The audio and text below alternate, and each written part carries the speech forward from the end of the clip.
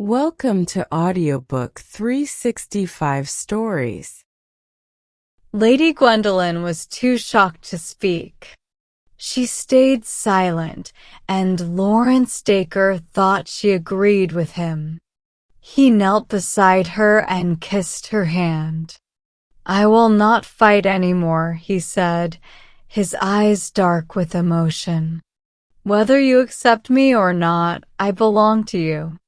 These past days, I have struggled so much that I feel empty." He laughed sadly. "But this must end. Do you hear me, Gwendolyn?"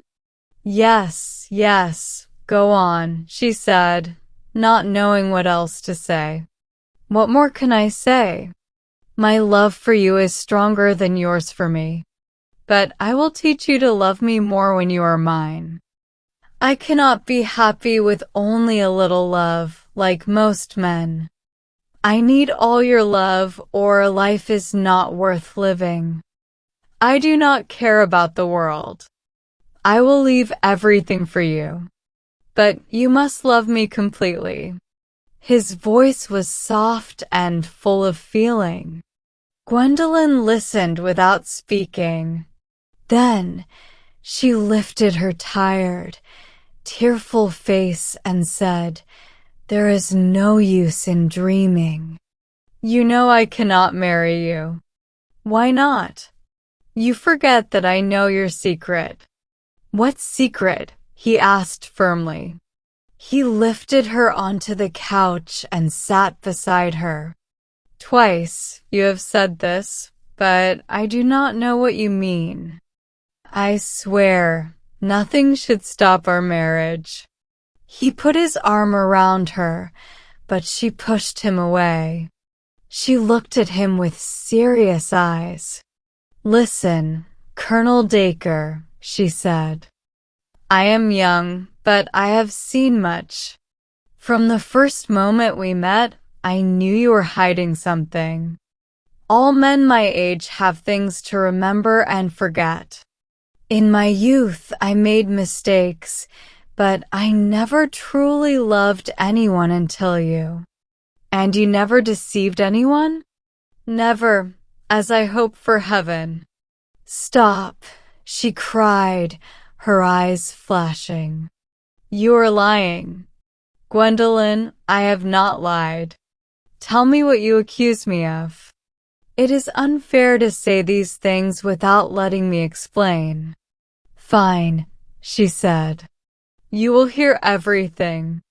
Do you remember the day I was frightened by Bates' bull?" "Yes, of course." "Well, I did not sprain my ankle." "I guessed that," he said. "I wanted an excuse to enter Borton Hall." "Why?"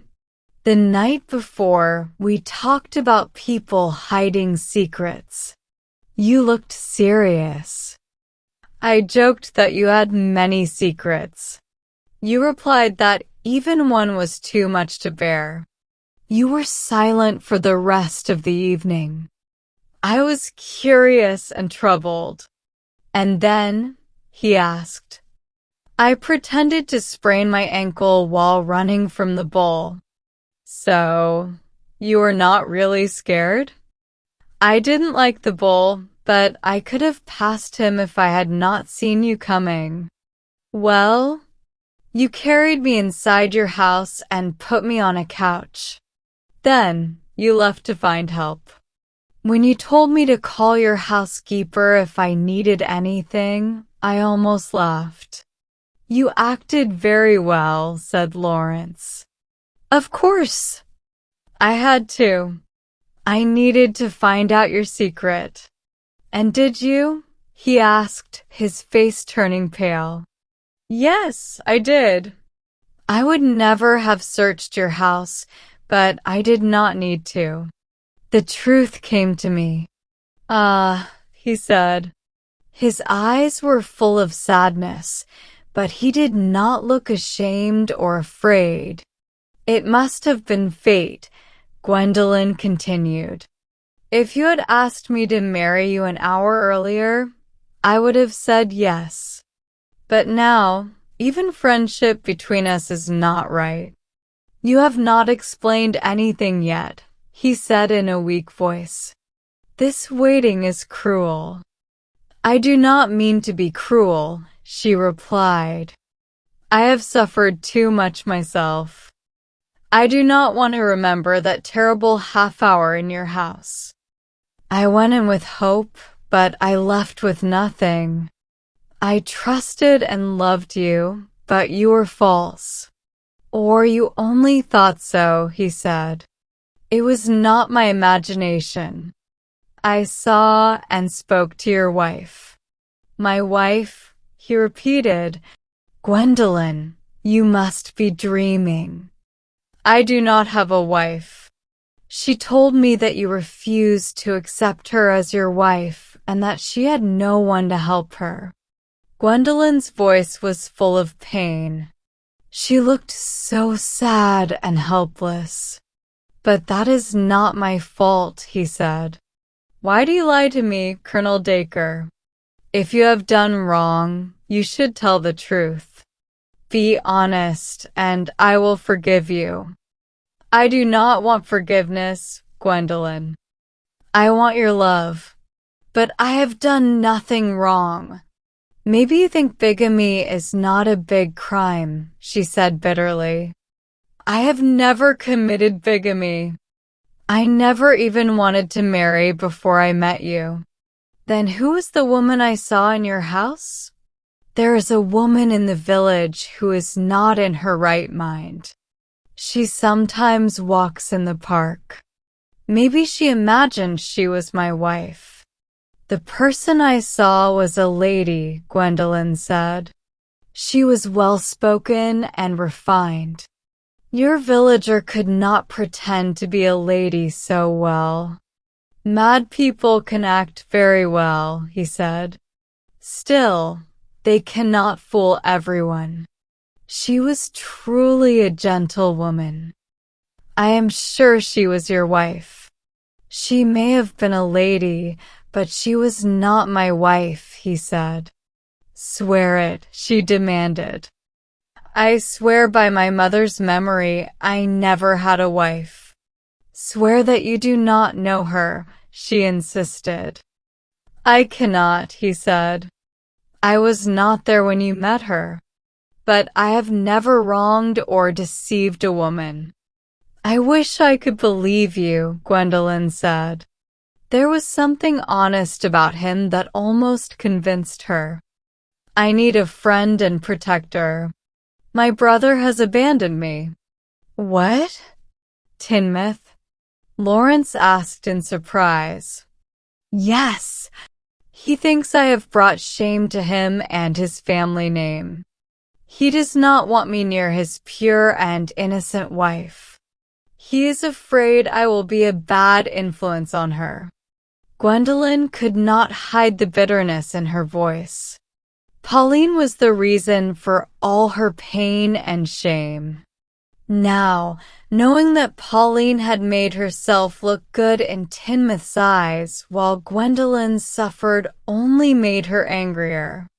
But after speaking her mind, Gwendolyn started crying again. She was so upset that she did not notice Lawrence slowly putting his arm around her. Then, feeling braver, he gently pulled her close and whispered, "If you must cry, cry here. I will hold you and never let go. Can't you trust me just a little?" She shook her head sadly. "I don't think I can. I would always feel that you are hiding something. That would ruin my happiness. And Lawrence, you do not respect me. You told me that 2 years ago. How can we have a marriage without trust?" "I would never doubt my wife," he said firmly. "Not during the honeymoon, maybe. But later, when you think clearly, won't you remember my past and blame me? You think I have no kindness in me, Gwendolyn." "I think you are a man," she said simply. "And all men are bad?" No, but men are sensitive about some things. You may not be a king, but would you want your wife to be talked about? I don't see why people would talk about you. The world is cruel, she said. When people see me on your arm, women will whisper, "Poor man, he married Lady Gwendolyn because no one else would." Do you think she really poisoned Mr. Belmont? She looks like she could. A few men might defend me, but their wives would make sure no one listens to them. That is why I must live and die alone. No, he said. You need a defender. You need me. When people defend themselves, they look guilty, she replied sadly. And is that why you were silent yesterday? No, there was another reason. Will you not trust me even a little? He asked. Why should I? You're not honest with me. And no matter what I say, you will always believe that I met Mr. Belmont in Turoway Wood. I do not know who else it could have been, Lawrence said. And the lady I met at Borton Hall, who else could she be but your wife? Gwendolyn asked. She could have been anyone. So could Mr. Belmont's friend, she replied. I don't know about that. You were the only lady in Turoway, he said. For now, she answered, in a way that made Lawrence stop and think. Had he made a mistake like everyone else? After all, he could not prove that Gwendolyn was the only person at the Grange that evening.